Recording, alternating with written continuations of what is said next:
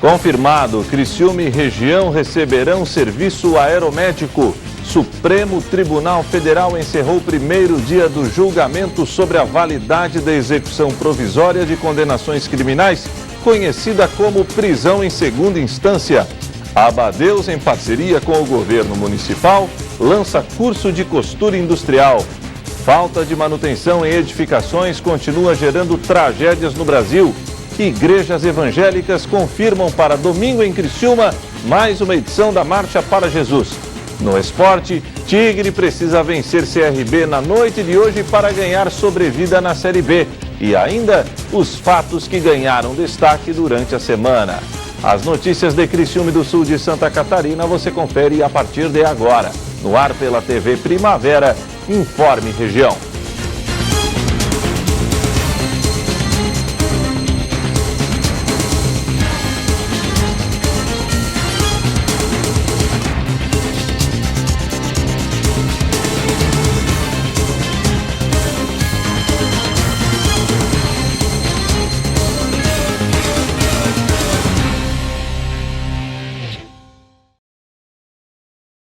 Hoje é sexta-feira, dia 18 de outubro de 2019. Para você que sintoniza a tela da TV Primavera, uma boa noite.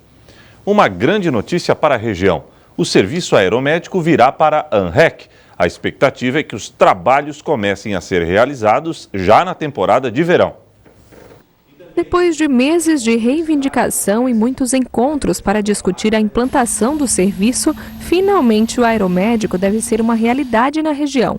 Na tarde dessa quinta-feira, a comissão criada para discutir o tema apresentou aos prefeitos da ANREC uma sugestão para o custeio do serviço.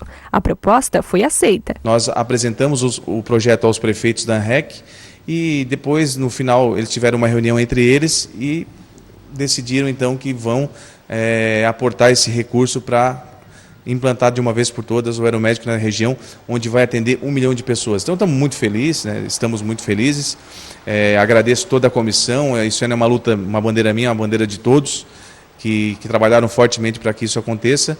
E agora vamos cuidar dos detalhes, né? Segunda-feira já temos a primeira reunião para ver a questão de convênio e agora é avançar. O prefeito Clécio Salvaro ontem me ligou pedindo que a gente coloque em funcionamento até novembro, já colocar em funcionamento o aeromédico. Nós vamos lá trabalhar com o pezinho no chão, fazer tudo bem certinho. A minha ideia é que até o final do ano fique pronto, né, para na operação veraneio já estar disponível para a população. A proposta apresentada pela comissão consiste no rateio dos custos mensais com serviço. Os custos, que giram em torno de R$60 mil, são para a contratação dos profissionais, como médico e enfermeiros, que vão atuar na aeronave. O valor será dividido entre os municípios da região carbonífera a partir de um rateio per capita. Dessa forma, municípios com menor população terão um custo mais baixo.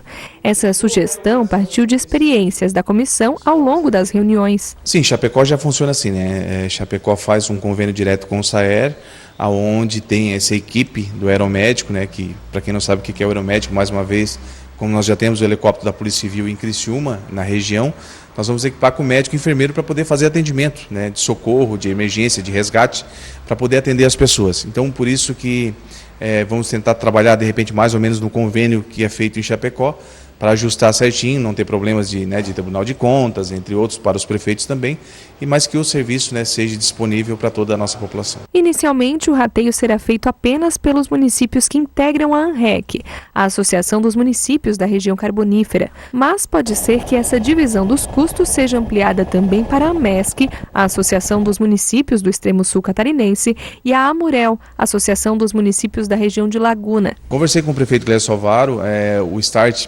inicial foi dado pela ANREC, mesmo que as outras regiões não queiram bancar, a ANREC vai bancar, mas seria importante, né, que todos participassem, até porque isso vai servir para todos os municípios, vai ser quase 50 municípios, desde Passo de Torres a Imbituba, então vai atender 1 milhão de pessoas, então a importância do serviço e um valor tão pequeno, né, para salvar uma vida.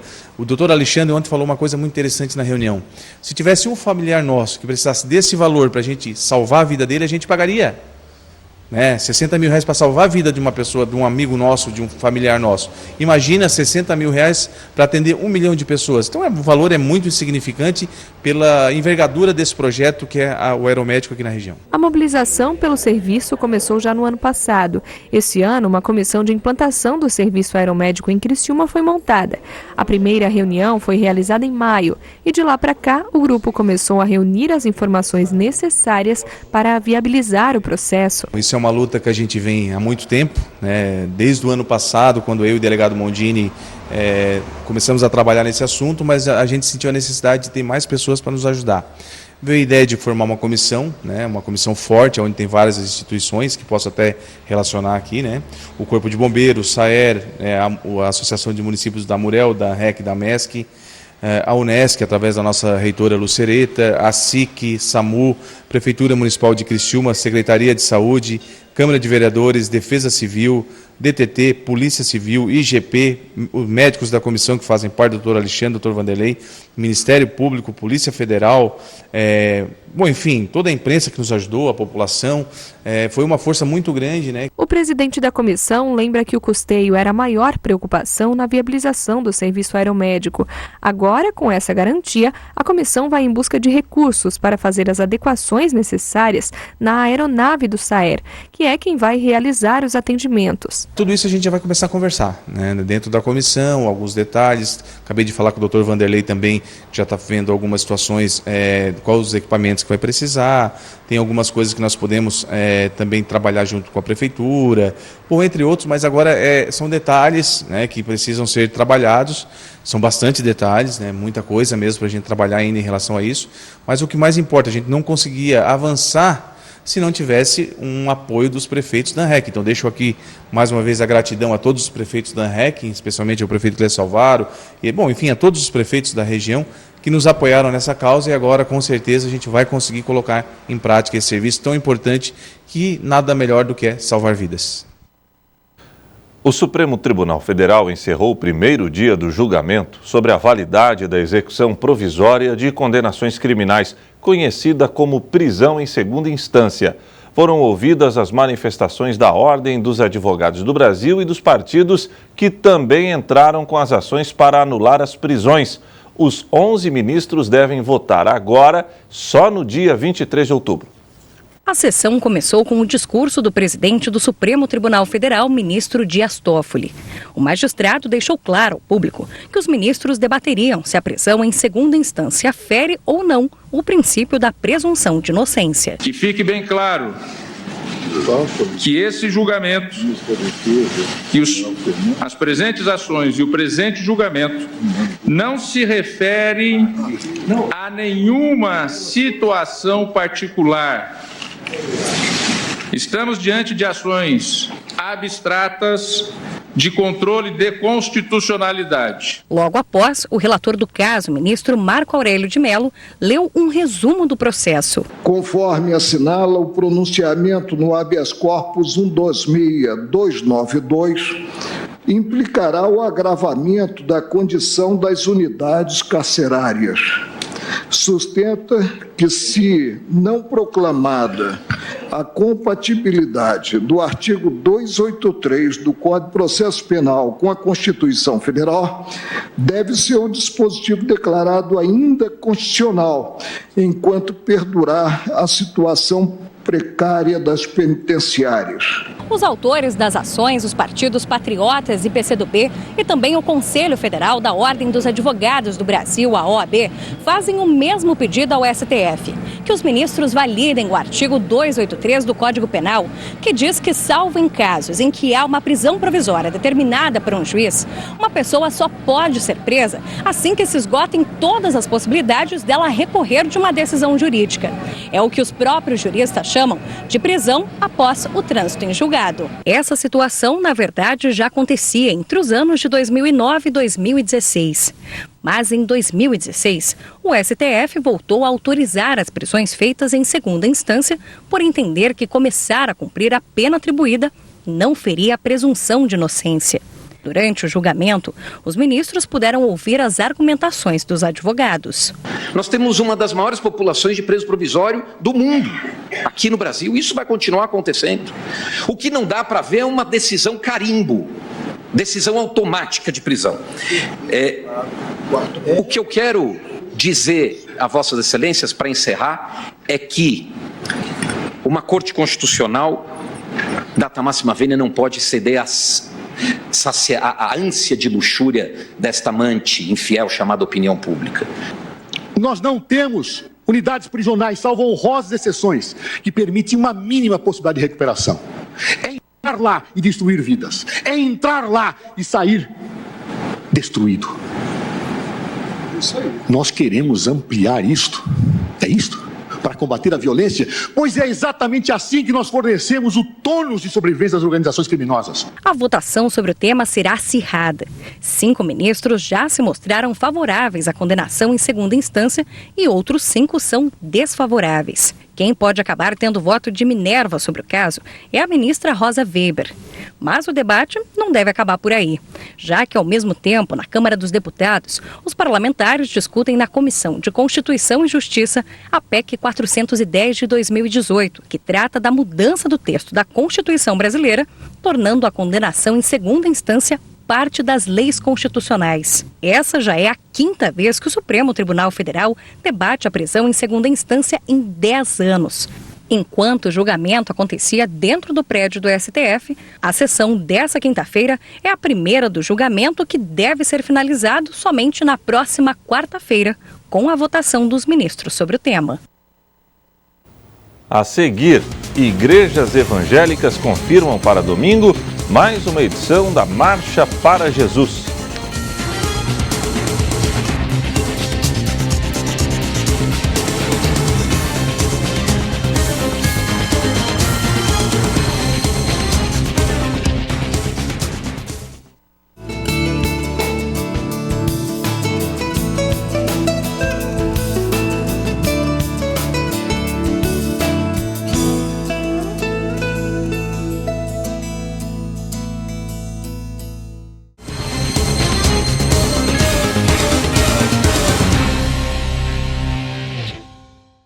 A Abadeus, em parceria com o governo municipal, lançou seu curso de costura industrial. As aulas ocorrem durante a semana. A Abadeus, em parceria com a Secretaria de Assistência Social de Criciúma, está com inscrições abertas para o curso de costura industrial. O curso teve início nesse mês de outubro, mas ainda há vagas. As inscrições podem ser feitas no Centro de Referência de Assistência Social, o CRAS, do bairro Cristo Redentor, ou direto na Abadeus.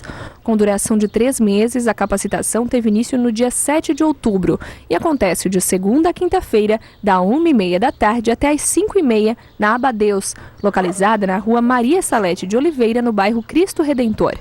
Para se inscrever, é necessário levar carteira de trabalho original, RG e CPF, atestado de frequência escolar ou histórico escolar, comprovantes de renda e de residência e cartão do Bolsa Família. A falta de manutenção já provocou várias tragédias em prédios e casas espalhados pelo Brasil. E quando os próprios moradores não cuidam do lugar onde moram, é o poder público que não fiscaliza aquilo que, assim como aconteceu no Ceará, nem tem o registro correto. No dia do acidente, a Prefeitura de Fortaleza informou que estava tudo irregular.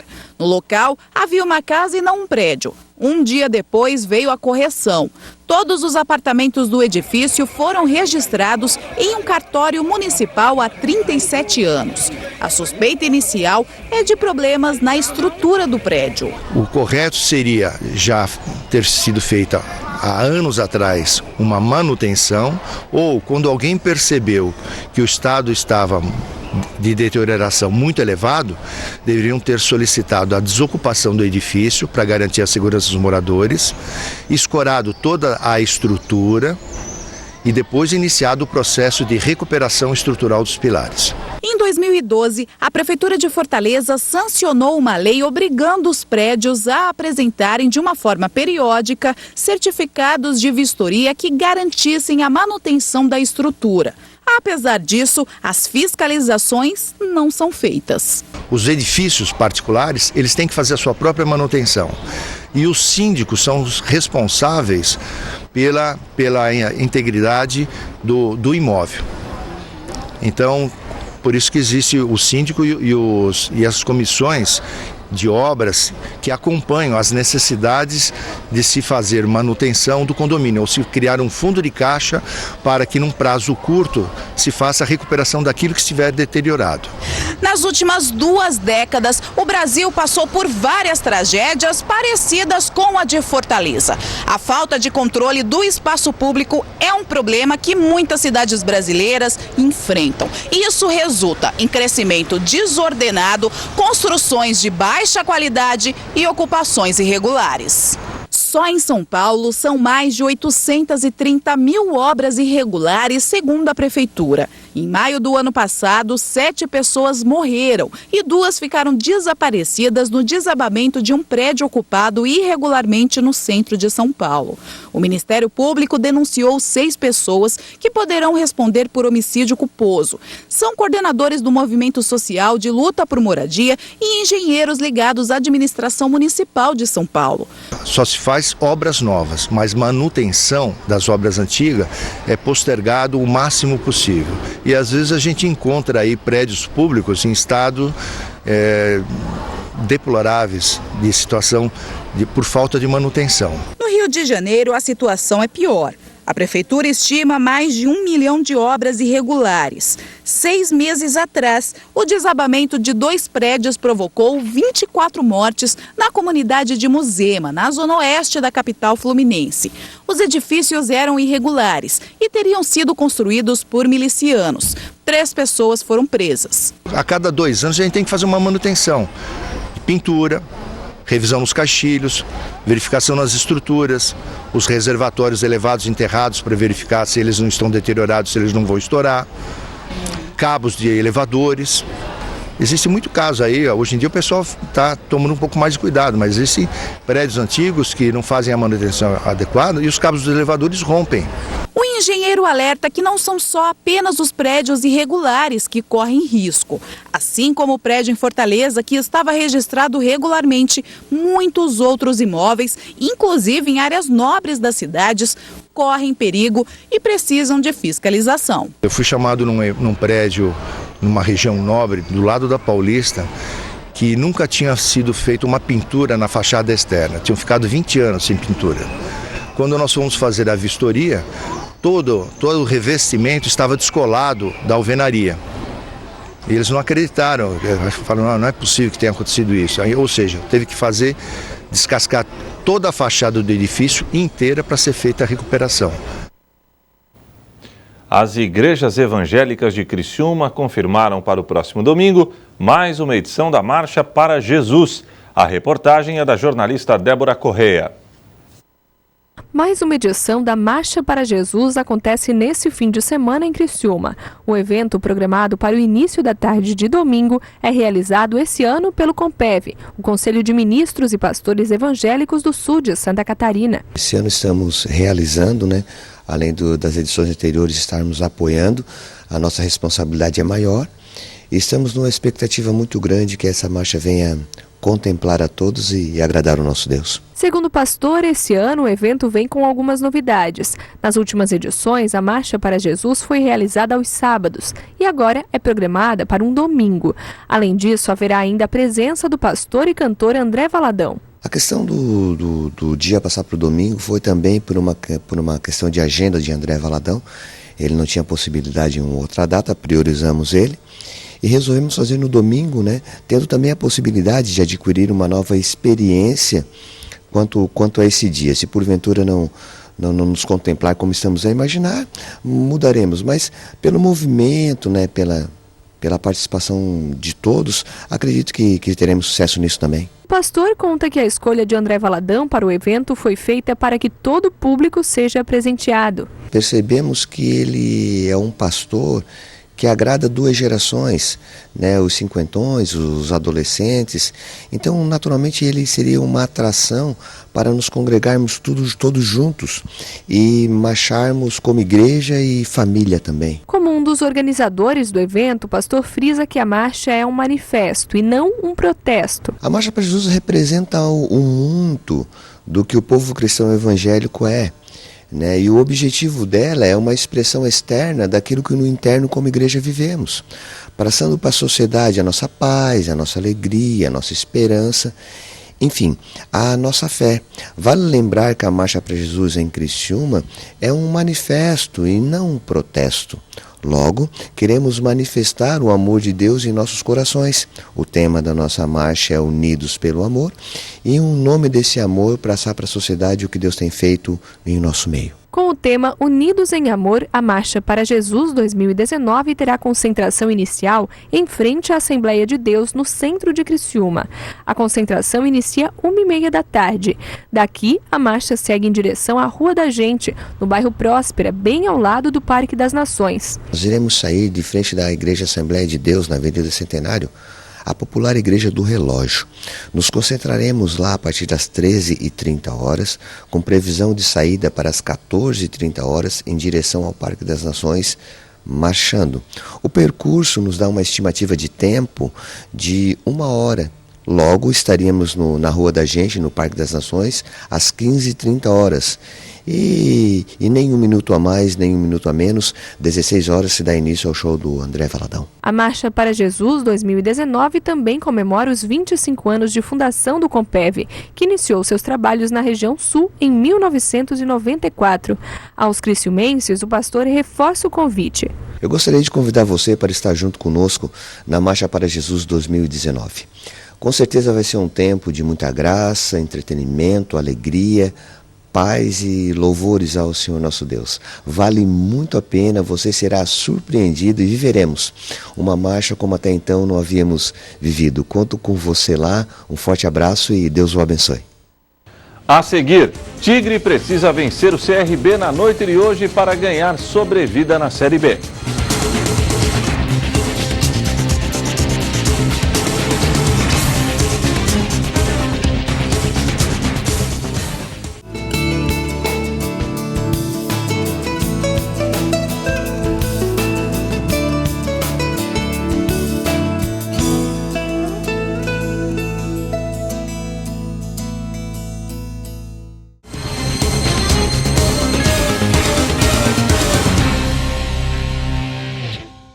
Uma vitória para ganhar uma sobrevida na Série B. Esse é o objetivo do Criciúma, que, chafurdado na zona do rebaixamento, precisa de uma arrancada quase milagrosa para fugir da Série C. O torcedor está cada vez mais desacreditado. O Criciúma não consegue vencer na Série B e, com isso, o rebaixamento vai ficando cada vez mais próximo. Os dois últimos confrontos disputados em casa, contra o Brasil de Pelotas e Vitória, o Tigre até saiu na frente, mas permitiu o empate. Mostras claras que o elenco também está sentindo a pressão. Acabamos de ver o tape do jogo agora com nós e Vitória e cobramos um pouco mais de atenção, né? Porque em todos os jogos tomamos gol. Então isso nos dificulta e nos dá uma certa preocupação de uma retaguarda mais segura. Então a gente vai também analisar nosso sistema defensivo e marcar um pouco mais, até porque o CRB tem um ataque muito forte e fora de casa é um dos melhores visitantes, então nós temos que ter essa preocupação, por isso cobramos muito, inclusive, a palavra foco e atenção nesse jogo. E para deixar o cenário ainda mais tenso, Léo Gamalho, jogador contratado para ser o homem-gol do time, está numa seca daquelas. O atacante carvoeiro não está conseguindo balançar as redes adversárias. Preocupa a comissão técnica toda, eu, torcida, a falta de gol realmente ela nos prejudica muito, queremos fazer, mas ele está trabalhando, está lutando para isso e a gente tem que acreditar, trabalhar em cima dessa dificuldade, com certeza a hora que tiver uma oportunidade ele vai fazer gol. Precisando de 5 vitórias em 9 jogos, Cavalo tenta não pensar na dura missão em seu contexto geral. O negócio é dar um passo de cada vez. Não, nós não estamos passando assim, esse número de jogos para os atletas. Nós e CRB amanhã, um jogo difícil, como foi contra o Vitória, mas nós não temos que pensar em outros resultados, né, a não ser no CRB, que é uma equipe que, como eu falei, joga muito bem fora de casa. Nós temos que estar com um time bem preparado. E é bom o Tigre se acertar mesmo. O campeonato está acabando e se não houver uma reação imediata, o ano que vem vai ser difícil para a torcida tricolor. Da maneira que estamos tomando gol, como foi aquele cruzamento em Curitiba, diminuir o atleta que vai fazer o cruzamento, dentro da área, aquele que estiver próximo ao atacante marcar com mais segurança. Então isso tudo foi conversado, foi treinado, como vocês mesmos viram, e vamos ser repetitivos, vamos cobrar de novo para ter mais atenção e uma marcação melhor para não tomar gol. E para fechar o Informe Região desta sexta-feira, vamos conferir os fatos que ganharam destaque durante a semana na região sul de Santa Catarina. Segunda-feira, deputados do Sul se reúnem na ASIC e debatem transporte ferroviário em Santa Catarina. O objetivo dessa reunião é exatamente isso, é participar a classe política, né, deste projeto, já que nós temos uma legislatura nova, e atualizar das informações. É um projeto que já tem 17 anos e ainda precisa ser concluído. Alguns trechos já estão prontos e outros precisam ser redefinidos e concluídos esses projetos. É uma ferrovia, é um sistema que, de certa forma, tem uma ferrovia que corre no litoral e outra ferrovia que vai do litoral até o oeste de Santa Catarina. Tem alguns percalços que estão sendo enfrentados no Morro dos Cavalos em função da questão indígena, mas existem soluções alternativas para isso. Senai oferece bolsas integrais para alunos do ensino médio a partir de 2020. Hoje, dentro do modelo para matrículas para 2020, o que é a novidade? A gente está trazendo um edital de bolsas, ela é focada dentro de desempenho, então são bolsas de até 100%, onde o aluno pode entrar estudando dentro do modelo, já com o ensino médio integrado pela base comum curricular. Tem a parte técnica e tecnológica, que é onde entra os projetos, sejam focados em ciência, engenharia, matemática e outros processos dentro dessa área, mas também a possibilidade de, no contraturno, na parte da tarde, o aluno tem um calendário de oficinas que ele pode participar. Terça-feira, Santa Catarina começa a imprimir novos documentos de identidade. Uma demanda nacional, que dá conta de um decreto que foi assinado ano passado. Esse decreto deu prazo até março do ano que vem para que os estados começassem a emitir esse novo RG. Santa Catarina está virando a chave e está passando a partir de hoje a já emitir o novo RG. Todas as pessoas que estiverem hoje, que forem ao Instituto de Audiperícia solicitar o novo RG, eles já vão fazer com os dados, que possam ser informados para obter o novo RG. Criciúma realiza mais uma edição da Feira Casa Pronta. Ela está com 20% a mais de expositores da edição do ano passado. Isso mostra a importância do momento que a gente está passando economicamente, a retomada da economia. As empresas estão buscando alternativas de venda e a Casa Pronta está sendo uma dessas alternativas. Quarta-feira, Dia Nacional de Combate à Sífilis, terá programação especial em Sara. Vão ser realizadas atividades voltadas para as mulheres, em forma de prevenção, distribuição de folders, orientação, testes rápidos, tudo como forma de prevenção realmente. Tá? Não será voltado tanto para as mulheres, é um mês da mulher, mas a gente vai abrir para os homens também, até em forma de prevenção. Banda Sinfônica do Exército Brasileiro irá se apresentar pela primeira vez em Criciúma. A banda ela foi criada em 25 de junho de 2002 pelo general de Exército Gleuber Vieira, que na época era o comandante do Exército. E de lá para cá ela vem se aprimorando e hoje em dia é um sucesso, já ganhou vários prêmios e reúne, como você mesma falou, os melhores instrumentistas aí do Exército Brasileiro. Quinta-feira, aprovada a transposição de R$1,5 milhão para obras de adequação do novo prédio da Câmara de Vereadores de Criciúma. É um ganho para o Legislativo também, que vai ter uma economia de R$500 mil ao ano e por isso pode ser investido mais em educação, mais em saúde, mais em infraestrutura. Então, para nós, de todo o município de Criciúma, é um momento importante que vive a cidade, onde os três poderes vão estar no mesmo local, o poder legislativo, o poder executivo e judiciário, e com isso quem ganha a cidade, o cidadão, que aqui vai ter mais acessibilidade às pessoas para acompanhar as pautas importantes da cidade, as pautas que possam interessar, poder gerar mais emprego e renda a todo cidadão.